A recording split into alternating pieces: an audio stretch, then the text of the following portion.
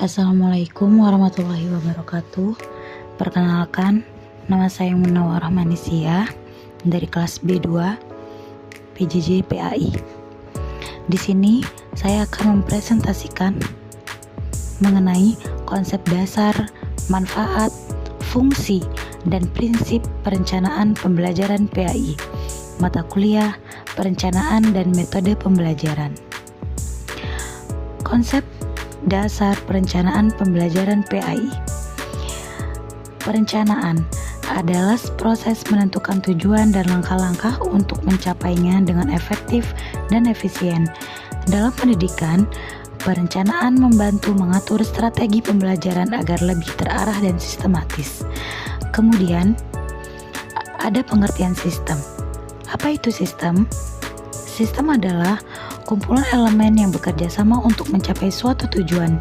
Dalam pembelajaran, sistem terdiri dari guru, siswa, metode, media, dan evaluasi. Kemudian, apa itu pembelajaran? Pembelajaran adalah proses interaksi antara guru, siswa, dan sumber belajar untuk mencapai pemahaman dan keterampilan. Dalam PAI, pembelajaran cukup mencakup penanaman nilai-nilai Islam. Kemudian ada juga pengertian perencanaan pembelajaran. Perencanaan pembelajaran adalah proses penyusunan tujuan, strategi, materi, metode, media, dan evaluasi untuk memastikan pembelajaran berjalan optimal. Faktor yang mempengaruhi sistem pembelajaran. Yang pertama ada faktor internal, yaitu berasal dari kesiapan siswa, motivasi, kecerdasan minat, dan bakat. Kemudian, faktor eksternal yang dipengaruhi oleh lingkungan keluarga, sekolah, fasilitas, dan kebijakan pendidikan.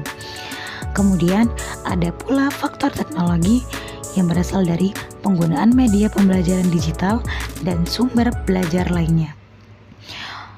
Kemudian di sini juga ada komponen sistem pembelajaran. Yang pertama, ada tujuan pembelajaran. Kemudian peserta didik. Ketiga, pendidik. Kemudian materi pembelajaran, metode pembelajaran, media pembelajaran, dan evaluasi pembelajaran. Kemudian masuk ke langkah berikutnya, yaitu ruang lingkup pembelajaran. Di sini ada 3 aspek. Yang pertama, aspek kognitif berkaitan dengan pengetahuan dan pemahaman.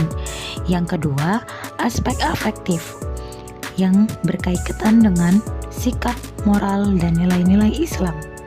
Kemudian yang terakhir, ada aspek psikomotorik yang berkaitan dengan keterampilan dan penerapan ilmu dalam kehidupan sehari-hari. Kemudian ada hasil belajar. Apa itu hasil belajar? Hasil belajar adalah perubahan perilaku yang terjadi setelah proses pembelajaran. Jenis hasil belajar juga ada 3. Yang pertama, kognitif, yang artinya pemahaman konsep dan teori. Kemudian, afektif, yang artinya sikap dan nilai yang ditanamkan. Kemudian, ada psikomotorik, yang berarti keterampilan dalam mengaplikasikan ilmu. Kesimpulannya, perencanaan pembelajaran PAI penting untuk memastikan proses pembelajaran berjalan efektif dan mencapai tujuan pendidikan. Kemudian, faktor-faktor yang mempengaruhi pembelajaran harus diperhatikan dalam menyusun strategi pengajaran. Yang terakhir, komponen dan ruang lingkup pembelajaran harus diperhatikan agar hasil belajar menjadi optimal. Manfaat perencanaan pembelajaran.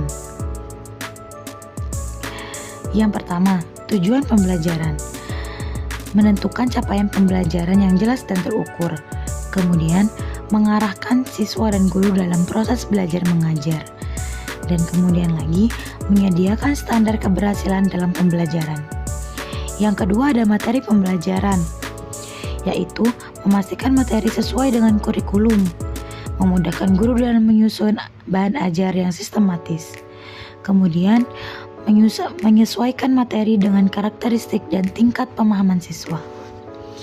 Yang ketiga ada metode pembelajaran. Di sini kita harus memilih strategi pengajaran yang sesuai dengan kondisi dan kebutuhan siswa. Kemudian, mengembangkan teknik pembelajaran yang inovatif dan interaktif. Dan yang terakhir, memastikan keberagaman metode untuk meningkatkan daya serap siswa.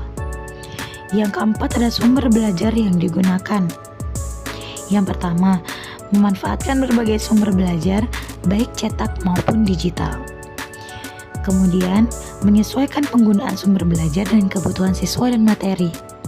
Yang terakhir, mengintegrasikan teknologi dan media pembelajaran untuk meningkatkan efektivitas.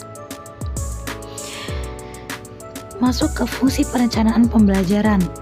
Perencanaan pembelajaran memiliki beberapa fungsi, di antaranya fungsi kreatif, kemudian fungsi inovatif, fungsi selektif, fungsi komunikatif, fungsi prediktif, fungsi akurasi, fungsi pencapaian pembelajaran, dan yang terakhir, fungsi kontrol. Kesimpulan, perencanaan pembelajaran sangat penting dalam menunjang efektivitas proses belajar mengajar. Manfaat utama perencanaan meliputi penentuan tujuan, penyusunan materi, pemilihan metode, dan penggunaan sumber belajar. Fungsi perencanaan meliputi aspek kreatif, inovatif, selektif, komunikatif, prediktif, akurasi, pencapaian pembelajaran, dan kontrol. Dengan perencanaan yang baik, proses pembelajaran menjadi lebih efektif, efisien, dan sesuai dengan kebutuhan peserta didik. Prinsip perencanaan pembelajaran PAI. Perencanaan pembelajaran PAI harus berlandaskan prinsip-prinsip berikut agar proses pembelajaran berjalan efektif dan sesuai dengan kebutuhan peserta didik. Yang pertama, prinsip perkembangan. Pembelajaran disusun sesuai dengan tahapan perkembangan kognitif, emosional, dan spiritual peserta didik. Kemudian ada prinsip perbedaan individu, yaitu meliputi memahami bahwa setiap siswa memiliki potensi, gaya belajar, dan tingkat pemahaman yang berbeda. Kemudian ada minat dan kebutuhan anak. Pembelajaran harus menarik dan relevan dengan minat serta kebutuhan peserta didik. Keempat, aspek motivasi dalam perencanaan pembelajaran, yaitu untuk mendorong rasa ingin tahu dan motivasi intrinsik siswa dalam belajar PAI. Kriteria penyusunan perencanaan pembelajaran PAI. Di antaranya, yang pertama signifikan. Materi yang disusun harus memiliki nilai penting bagi perkembangan intelektual dan spiritual siswa. Kemudian relevan. Materi harus sesuai dengan standar kurikulum, kebutuhan siswa, dan situasi sosial budaya. Kemudian ada kepastian. Perencanaan harus memiliki tujuan dan target pembelajaran yang jelas secara terukur. Adaptabilitas. Perencanaan harus fleksibel dan dapat disesuaikan dengan kondisi siswa serta dinamika kelas. Kemudian ada kesederhanaan. Perencanaan harus mudah dipahami dan diterapkan oleh guru serta peserta didik. Kemudian ada prediktif. Perencanaan harus mampu memprediksikan hasil yang diharapkan dari pembelajaran. Strategi pembelajaran PAI. Yang pertama, tahap-tahapannya ada 1. Tahap persiapan. Yang kedua ada tahap pelaksanaan. Ketiga, tahap evaluasi. Dan yang keempat, tahap tindak lanjut. Kesimpulannya, prinsip perencanaan pembelajaran PAI melibatkan pemahaman terhadap perkembangan siswa, perbedaan individu, minat dan kebutuhan anak, serta aspek motivasi dalam pembelajaran. Kriteria perencanaan harus signifikan, relevan, pasti, adaptif, sederhana, dan prediktif agar efektif. Strategi pembelajaran mencakup tahapan persiapan, pelaksanaan, evaluasi, dan tindak lanjut guna memastikan pembelajaran berjalan optimal.